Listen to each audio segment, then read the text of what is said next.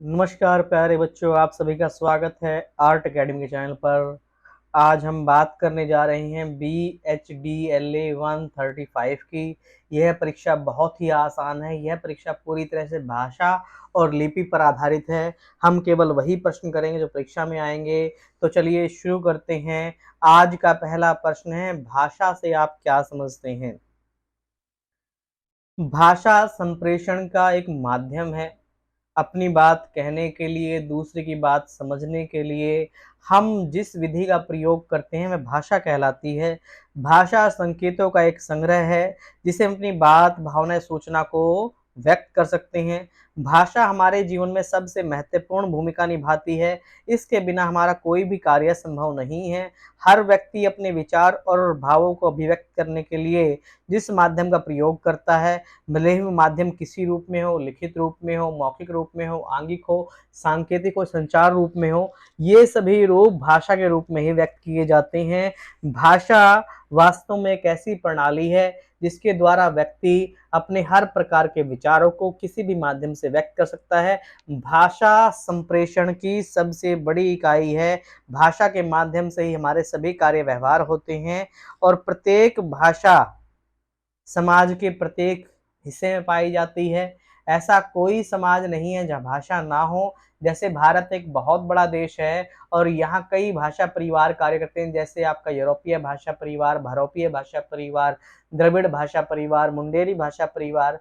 इसमें दो मुख्य भाषा परिवार हैं, भारोपीय भाषा परिवार और द्रविड़ भाषा परिवार। और विभिन्न प्रकार के भाषा परिवार में अलग अलग भाषाएं बोली जाती हैं और इन भाषाओं के माध्यम से एक व्यक्ति अपने विभिन्न प्रकार के सामाजिक, आर्थिक और राजनीतिक क्रियाकलापों को गति देता है। सामान्य शब्दों में भाषा किसी भी समाज की केंद्रीय इकाई है। इसके द्वारा एक व्यक्ति अपने विचारों को, अपनी परेशानियों को, अपने भावों को, अपने सुख को, अपने दुख को, हर प्रकार की सूचनाओं को एक व्यक्ति से दूसरे व्यक्ति तक संप्रेषित करता है।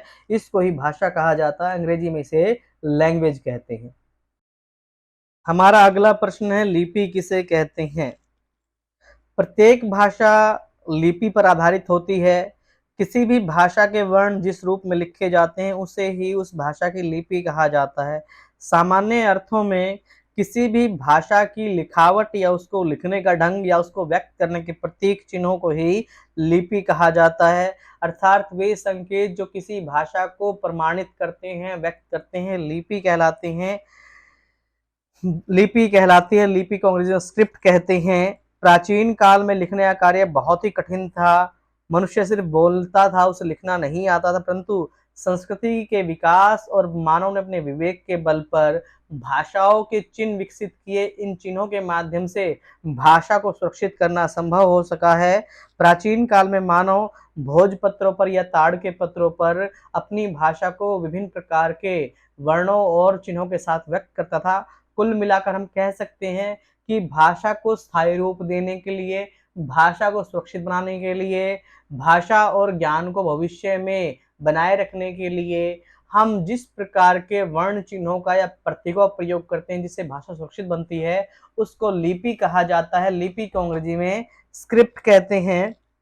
लिपि का सबसे बड़ा गुण यह है कि यह विचारों को सुरक्षित बनाती है और भविष्य में इसे आगे बढ़ाती है। जिस प्रकार भाषा के अक्षर मिट जाते हैं परंतु ध्वनि को जब लिपि में हम स्थापित कर देते हैं तो वह सुरक्षित हो जाती है, स्थायित्व हो जाती है। मानव के विकास के लिए लिपि का होना आवश्यक है। लिपि के कारण ही अपनी हम संस्कृति को सुरक्षित रख सके हैं। लिपि का सबसे बड़ा लाभ यह है कि इसके द्वारा हम संप्रेषण का विस्तार कर सकते हैं। बोली गई बात को लिखने के बाद हजारों लोग सुन सकते हैं, पढ़ सकते हैं। इस प्रकार आज ज्ञान का सबसे बड़ा जो भाग है लिपि के रूप में संरक्षित है। इस प्रकार लिपि के द्वारा भाषा को सुरक्षित और संरक्षित बनाया जाता है।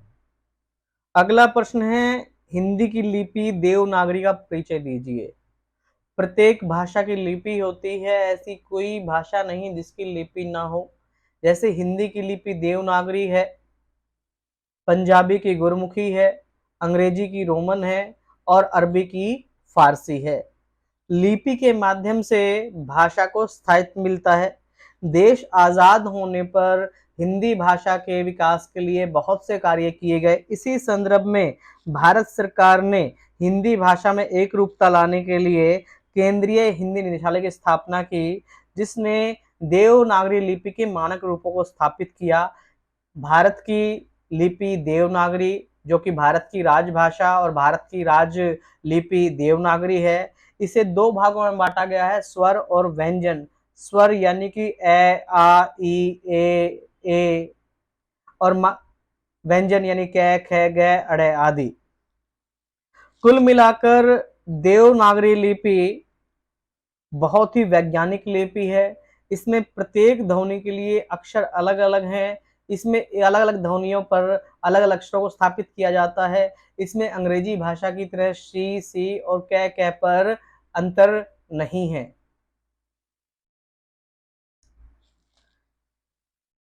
देवनागरी लिपि में 52 वर्ण हैं, जो स्वर और व्यंजन में बटे हुए हैं, और एक ध्वनि के लिए एक ही सांकेतिक चिन्ह है।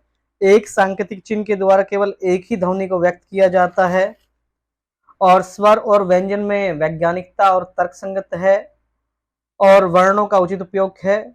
और उसके अलावा देवनागरी लिपि के वर्णों का उपयोग संख्याओं को निरूपित करने के लिए भी किया जाता है। हमारा अगला प्रश्न है, वर्तनी किसे कहते हैं?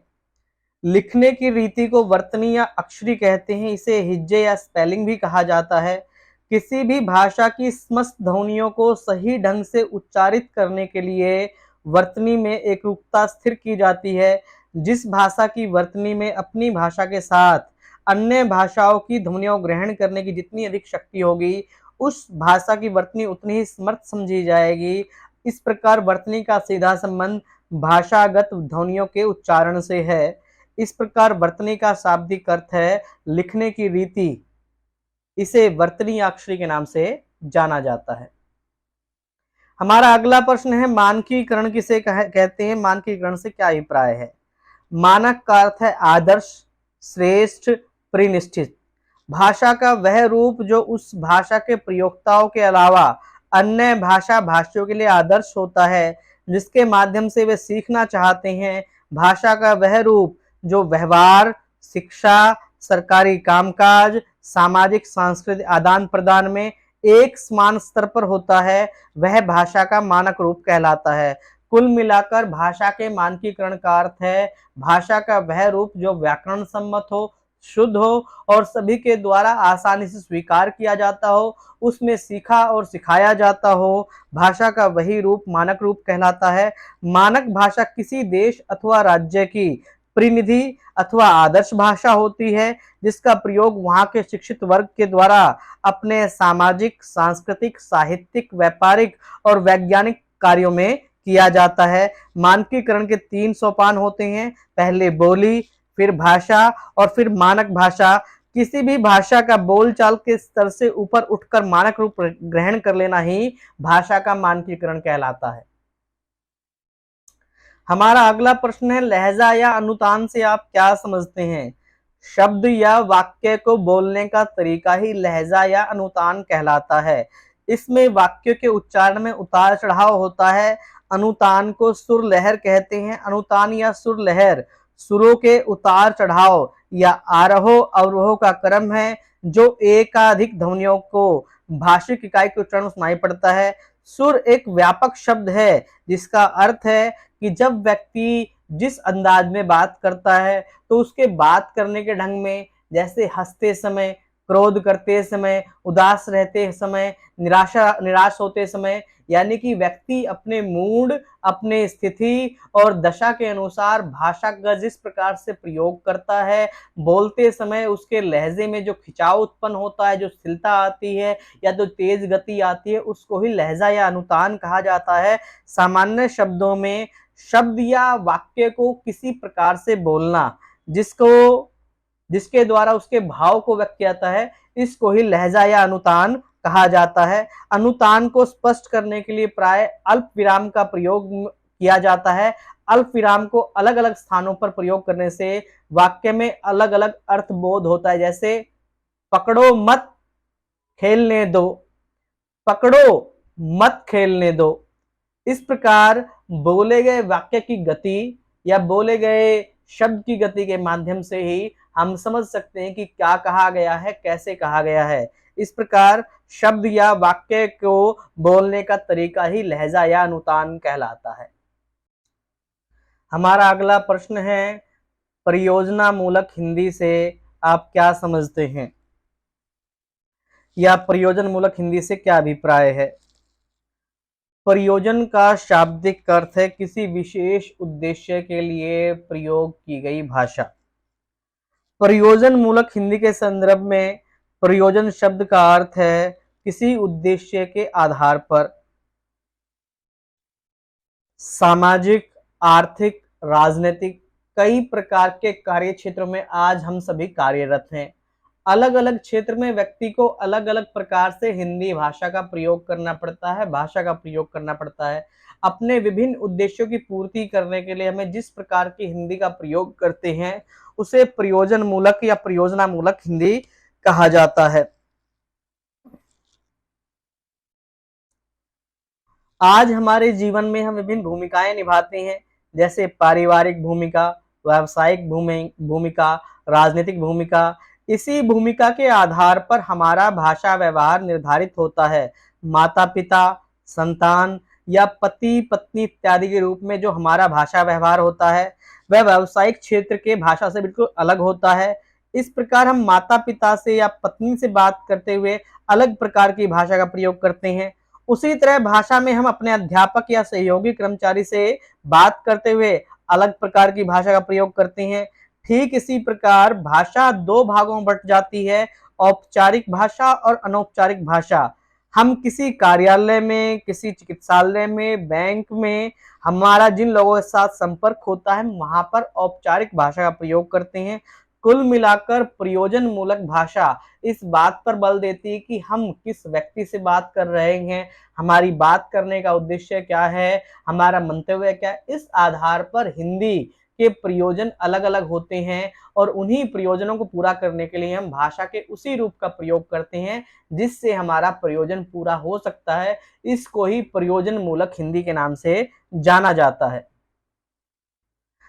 आज प्रयोग के आधार पर हिंदी भाषा की प्रमुख प्रयुक्तियां निम्नलिखित हैं, जैसे सामान्य व्यवहार या बोलचाल की हिंदी, साहित्यिक हिंदी, वाणिज्य और व्यापार के क्षेत्र में हिंदी, वैज्ञानिक और तकनीकी हिंदी, कार्यालयीय हिंदी, विधि के क्षेत्र में हिंदी, सामाजिक विज्ञान के क्षेत्र में हिंदी, संचार माध्यमों की हिंदी, विज्ञापन के क्षेत्र में हिंदी। अलग अलग क्षेत्रों में हम अलग अलग हिंदी के कलेवर का प्रयोग करते हैं। हिंदी का इस प्रकार से प्रयोग करना कि वो अपने मंतव्य और अपने क्षेत्र की जरूरतों को पूरा कर सके, इसको ही प्रयोजन मूलक हिंदी कहा जाता है। हमारा अगला प्रश्न है, प्रयोजन मूलक हिंदी और सामान्य हिंदी में क्या अंतर है? प्रयोजन मूलक हिंदी और सामान्य हिंदी एक ही भाषा के दो रूप हैं, परंतु उनकी शब्दावली, वाक्य संरचना भिन्न भिन्न होती है। सामान्य भाषा मनुष्य की पहली जरूरत है, लेकिन प्रयोजन मूलक भाषा की आवश्यकता उसके बाद होती है। प्रयोजन मूलक भाषा का क्षेत्र सीमित होता है। सामान्य हिंदी की व्यवहार की भाषा में अनौपचारिकता होती है, लेकिन प्रयोजन मूलक भाषा चाहे वह किसी भी प्रयोजन संबंध हो औपचारिक होती है। इस प्रकार हम कह सकते हैं कि सामान्य हिंदी पूरी तरह से अनौपचारिक होती है और जबकि आपकी प्रयोजन मूलक हिंदी औपचारिक होती है, जिसे अपनी विभिन्न जरूरतें पूरी करनी होती है तो उसके अंदर औपचारिकता बंधी बंधाई होती है। इस प्रकार प्रयोजन मूलक हिंदी और साहित्य और सामान्य हिंदी में अंतर होता है। हमारा अगला प्रश्न है, राजभाषा, राष्ट्रभाषा और संपर्क भाषा के रूप में स्पष्ट कीजिए। राजभाषा का शाब्दिक अर्थ है राजकाज की भाषा। राजभाषा शब्द दो शब्दों से बनी है, राज और भाषा। राज का अर्थ है राज्य, सत्ता, प्रशासन। वह भाषा जो राजकाज कार्यों में प्रयोग की जाती है, प्रशासनिक कार्यों को हल करती है और जिसे राजभाषा के रूप में स्वीकार किया गया। जैसे कि भारत 15 अगस्त 1947 को आजाद हुआ। आजाद होते ही सभी की सहमति से हिंदी को भारत की राजभाषा घोषित किया गया। 14 सितंबर 1949 को भारत की राजभाषा के रूप में हिंदी को स्थापित किया गया। हिंदी के इस माध्यम से हिंदी का वह माध्यम जो राजकाज की जरूरतों को पूरा करता है, राजभाषा कहलाता है। हिंदी जिसने आजादी की लड़ाई का एक लंबा सफर तय किया था और लगभग भारत के बड़े हिस्से में बोली जाती है और भारत के लगभग कई राज्यों में राजभाषा और कई राज्यों में उपराजभाषा के रूप में सुशोभित हैं। इसी आधार पर हिंदी के बड़े व्यापक फैलाव को देखते हुए ही भारत की राजभाषा के रूप में हिंदी को स्थापित किया गया है। राष्ट्रभाषा, राष्ट्रभाषा का अर्थ है पूरे राष्ट्र की भाषा। भारत एक बहुत बड़ा देश है जिसमें 28 राज्य और 8 केंद्र शासित प्रदेश हैं और भारत में हिंदी बोलने वालों की संख्या सर्वाधिक है। उसके अलावा भी अन्य भाषा भाषी के लोग भी हिंदी को आसानी से समझ सकते हैं। तो हिंदी के इतने बड़े व्यापक फैलाव को देखते हुए हिंदी को भारत की राष्ट्रभाषा के रूप में घोषित किया गया है। जैसे उत्तर प्रदेश, हरियाणा, उत्तराखंड, बिहार, मध्य प्रदेश, छत्तीसगढ़ और झारखंड के अलावा अन्य कई राज्यों में हिंदी राजभाषा के रूप में है और अन्य राज्यों में भी हिंदी को स्वीकार किया जाता है।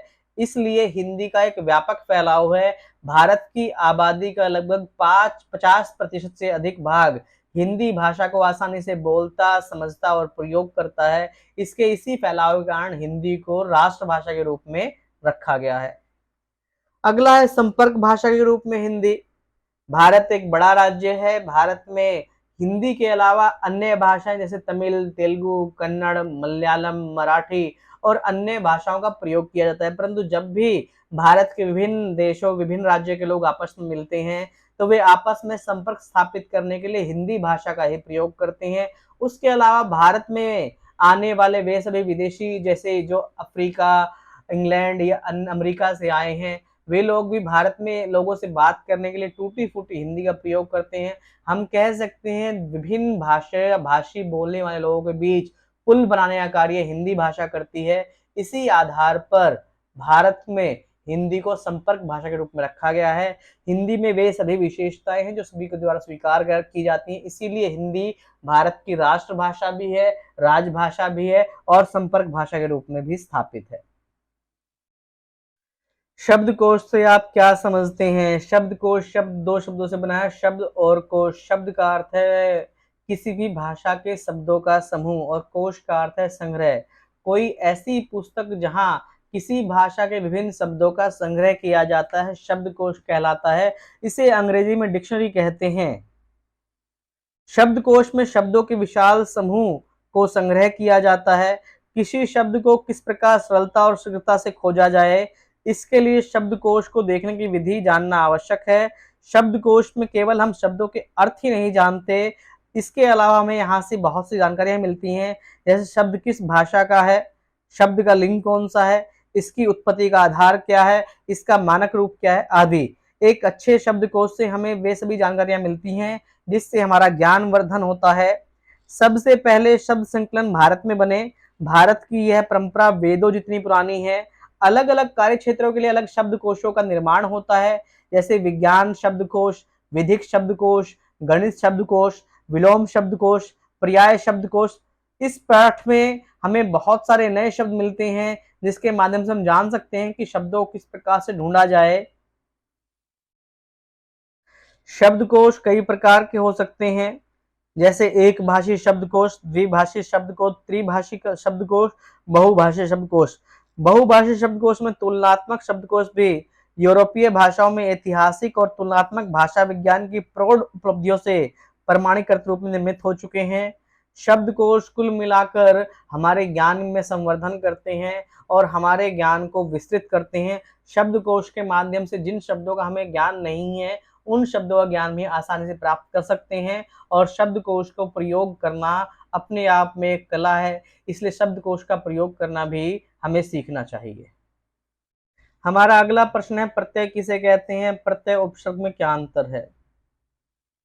उपसर्ग और प्रत्यय के माध्यम से नए शब्दों का निर्माण होता है।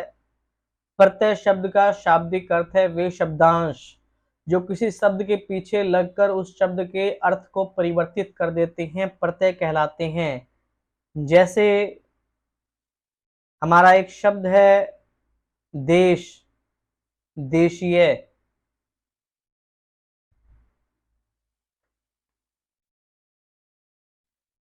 बच्चा, बचपन। मीठा, मिठास। बुरा, बुराई। नौकर, नौकरी। ठीक इसी प्रकार से वे शब्दांश जो किसी शब्द के आगे जुड़कर शब्द के अर्थ को परिवर्तित कर देते हैं, उपसर्ग कहलाते हैं। जैसे देश, प्रदेश, विदेश। मान, अपमान, सम्मान। पुत्र, सुपुत्र, कुपुत्र। कुल मिलाकर हम कह सकते हैं उपसर्ग और प्रत्यय के माध्यम से नए शब्दों का निर्माण होता है। वे शब्दांश जो किसी शब्द के पीछे जुड़कर शब्द का अर्थ परिवर्तित कर दे, प्रत्यय कहलाता है। और वे शब्दांश जो किसी शब्द के आगे जुड़कर शब्द का अर्थ परिवर्तित कर दे, उसे उपसर्ग कहा जाता है। भाषण किसे कहते हैं? भाषण का शाब्दिक अर्थ है किसी सभा में, किसी मंच से लोगों को संबोधित करना। भाषण कला वास्तव में संभाषण का ही एक विकसित रूप है। संभाषण में थोड़े लोग ही विचार विमर्श करते हैं, परंतु जब हमारे सामने हजारों की संख्या में लोग खड़े हों, उन लोगों तक हमें संदेश पहुंचाने के लिए भाषण का प्रयोग करना पड़ता है। भाषण को अंग्रेजी में स्पीच कहते हैं। लेखन की भाषा और भाषण की बोलचाल में फर्क होता है। यदि वक्ता ने भाषण देने से पहले उसे लिखित रूप में नहीं लिखा है, तो वक्ता बोलते हुए अपने वाक्य की रचना करनी पड़ती है। भाषण में छोटे छोटे वाक्य होते हैं जो कई उपवाक्यों को मिलाकर बनते हैं। लिखित भाषा की तरह लंबे और मिश्रित और जटिल वाक्य नहीं होते हैं। भाषण का मुख्य उद्देश्य अपने दर्शकों को आकर्षित करना होता है, प्रभावित करना होता है, और वक्ता अपने भाषण के द्वारा अपने सामने बैठे लोगों को प्रभावित करने के लिए कई बार शब्दों और वाक्यों को दोहराता है, ताकि उसके शब्दों और वाक्यों में जान आ सके, उसमें प्रभाव पड़ सके। भाषण वास्तव में एक कला है जिसके माध्यम से एक बहुत बड़ी आबादी को प्रभावित करना होता है। भाषण एक शोध प्रबंध का विषय है जिसमें हमें अपने विचारों को इस प्रकार से संगठित करना होता है, उसे बहुत ही अच्छे लहजे के साथ संप्रेषित करना होता है, ताकि सामने वाला हमारे विचारों से प्रभावित हो सके। भाषण को वर्गीकरण के आधार पर 4 भागों में बांटा गया है: वर्णन प्रधान भाषण, विचार प्रधान भाषण, समीक्षा प्रधान भाषण और भावना प्रधान भाषण। कुल मिलाकर लोगों को संबोधित करने के लिए एक बंधी बंधाई शैली जिसका उद्देश्य लोगों को प्रभावित करना होता है, भाषण कहलाता है। हमारा अगला प्रश्न है, विलोम शब्दों से आप क्या समझते हैं? विलोम शब्द किसे कहते हैं? कोई शब्द जब अपने से विपरीत अर्थ को व्यक्त करता है, विलोम शब्द कहलाता है, या विपरीत अर्थों को व्यक्त करने वाले शब्द विलोम शब्द कहलाते हैं। इन्हें विपरीतार्थक शब्द कहा जाता है। अंग्रेजी में इन्हें अपोजिट वर्ड या एंटोनियम्स कहा जाता है। जैसे राजा, रंक, मानव, दानव, नर, नारायण, ये सब विलोम शब्द के उदाहरण हैं। इसके अलावा कुछ परिभाषिक शब्द हैं जिनकी व्याख्या आपको करनी होती, यानी उनको आपको स्पष्ट करना होता है कि उस शब्द का अर्थ क्या है। समानता। समानता शब्द का शाब्दिक अर्थ है एक समान होना। किसी राज्य में, किसी क्षेत्र में, किसी देश में सभी लोग समान हैं, कोई किसी से बड़ा या छोटा नहीं है। राजनीति के अंतर्गत, कानून के अंतर्गत, विधि के सामने कोई किसी व्यक्ति के साथ किसी तरह का दुर्व्यवहार नहीं करेगा। उसके साथ जाति, धर्म, धन, रुपए आदि के आधार पर उसके साथ भेदभावात्मक व्यवहार नहीं करेगा। कानून के समक्ष सभी बराबर है, अर्थात समानता का शाब्दिक अर्थ है इक्वालिटी, यानी कि एक राज्य में रहने वाले सभी लोगों को कानून की दृष्टि में समान माना जाएगा। लोकतंत्र किसे कहते हैं? लोकतंत्र का परिभाषिक अर्थ है लोकतंत्र, यानी कि लोगों की व्यवस्था। लोकतंत्र शब्द 2 शब्दों से बना है, लोक और तंत्र। लोक का अर्थ है आम जनता, सामान्य लोग, प्रजा, और तंत्र का अर्थ है व्यवस्था। एक ऐसी व्यवस्था जहां लोग अपने शासन को निर्धारित करने के लिए वोटों के द्वारा व्यवस्था का चयन करते हैं। कुछ चुने हुए लोग जिनको बहुमत प्राप्त होता है, वो देश की सत्ता संभालने का कार्य करते हैं। अब्राहम लिंकन के शब्दों में लोगों के लिए, लोगों के द्वारा निर्धारित की गई व्यवस्था लोकतंत्र कहलाती है। इसे अंग्रेजी में डेमोक्रेसी कहा जाता है। धर्मनिरपेक्षता, धर्मनिरपेक्षता का शाब्दिक अर्थ धर्म से निरपेक्ष रहना, जिसका अर्थ है कि प्रत्येक व्यक्ति अपनी इच्छा से किसी भी धर्म को मानने और ना मानने के लिए स्वतंत्र है। भारत का संविधान यह घोषित करता है कि भारत एक धर्मनिरपेक्ष राज्य है। भारत में रहने वाला प्रत्येक व्यक्ति अपनी इच्छा से किसी भी धर्म को माने या ना माने, उसकी अपनी इच्छा है। परंतु भारत का संविधान इस बात पर बल देता है कि भारत राज्य धर्म के आधार पर किसी से कोई भेदभाव नहीं करेगा। भारत राज्य के लिए सभी धर्म समान है। इसको ही धर्मनिरपेक्षता कहा जाता है। इंटरनेट, इंटरनेट आधुनिक समय का एक नया शब्द है जिसके अंदर बहु आयाम है। जैसे इंटरनेट का शब्द का अर्थ है शब्दों का जाल, सूचनाओं का जाल, समूहों का जाल। इंटरनेट आज की जरूरत है। इंटरनेट के माध्यम से आज हजारों लाखों कंप्यूटर आपस में जुड़े हुए हैं। हम अपने कंप्यूटर पर बैठकर किसी भी व्यवस्था को जानने के लिए, सूचना को जानने के लिए, भाषा को जानने के लिए या किसी प्रकार की जानकारी को जानने के लिए केवल वो टाइप करते हैं और एक एंटर मारते हैं, हमारे सामने सूचनाओं का पूरा जाल फैल जाता है और अपनी जरूरत और अपने अनुकूल हम जानकारी को इकट्ठा करके उसका प्रयोग कर सकते हैं। इसको ही इंटरनेट कहा जाता है। इंटरनेट दो शब्दों से बना है, इंटर और नेट। इंटर का अर्थ है आंतरिक और नेट का अर्थ है जाल, अर्थात सूचनाओं का जाल। हमारा अगला शब्द है परिवार। परिवार का शाब्दिक है परि जमा वार। परि का अर्थ है परिचित, वार का अर्थ है साथ रहने वाला। एक ऐसा मानवीय समूह जो आपस में रक्त संबंध से जुड़ा हुआ है, यानी कि पति पत्नी और उनकी संतानें परिवार कहलाता है। परिवार दो प्रकार के होते हैं, एकल परिवार और संयुक्त परिवार। एकल परिवार में केवल माता पिता और उनकी संतानें होती हैं, जबकि संयुक्त परिवार में माता पिता, दादा दादी, चाचा चाची और उन सभी की संतानें एक ही परिवार में, एक ही स्थान पर, एक ही घर में निवास करती हैं। परिवार कहलाता है। परिवार को अंग्रेजी में फैमिली कहा जाता है। अनुवाद किसे कहते हैं? अनुवाद शब्द का अर्थ है पीछे पीछे प्रस्तुत करना। अनुवाद शब्द दो शब्दों से बना है, अनु और वाद। अनु का अर्थ है पीछे, वाद का अर्थ है प्रस्तुत करना। कही गई बात को, लिखी गई बात को, किसी एक भाषा के विचार को किसी दूसरी भाषा में ज्यों का त्यों व्यक्त करना अनुवाद कहलाता है। अनुवाद को अंग्रेजी में ट्रांसलेशन कहा जाता है। तलाक, तलाक का शाब्दिक अर्थ है संबंध विच्छेद। जब पति पत्नी आपस में संबंध ना संभाल पा रहे हो, एक दूसरे से संतुष्ट ना हो, वे एक दूसरे को शारीरिक मानसिक रूप से खुश ना रख पा रहे हो, तो विधि के द्वारा अलग होने की स्थिति, संबंध विच्छेद करने की स्थिति तलाक कहलाती है। इसे अंग्रेजी में डाइवोर्स कहते हैं। जनसंचार, जनसंचार का शाब्दिक अर्थ है जनता के साथ संचार करना। आज हमारे आसपास इतने अधिक साधन हैं, जैसे अखबार, रेडियो, टीवी, पत्र, पत्रिकाएं, मोबाइल, इंटरनेट। कोई भी ऐसा साधन जिसके माध्यम से एक व्यक्ति अपनी बातों को, अपने विचारों को, अपने किसी भी प्रकार की सूचनाओं को पूरे संसार तक, एक व्यक्ति से दूसरे समूह तक फैलाना चाहता है, तो ऐसे माध्यमों को जनसंचार माध्यम कहा जाता है। समाज शास्त्र किसे कहते हैं? समाज शास्त्र शब्द दो शब्दों से बना है, समाज और शास्त्र। समाज का अर्थ है सभ्य मानव जाति और शास्त्र का अर्थ है वह ग्रंथ जिसके माध्यम से समाज का अध्ययन करते हैं। समाज शास्त्र शब्द का प्रयोग सबसे पहले अगस्त काम्टे ने किया था। समाज शास्त्र को अंग्रेजी में सोशियोलॉजी कहते हैं। इस प्रकार एक ऐसा ग्रंथ जो हमें संपूर्ण समाज के अध्ययन के लिए प्रेरित करता है, जिसके माध्यम से हम किसी समाज के बारे में, वहां का रहन सहन, खान पान, गुण, भाषा, धर्म इत्यादि का अध्ययन कर सकते हैं, समाज शास्त्र कहलाता है। भूगर्भ शास्त्र, भूगर्भ शास्त्र का शाब्दिक अर्थ है भूमि के गर्भ का शास्त्र।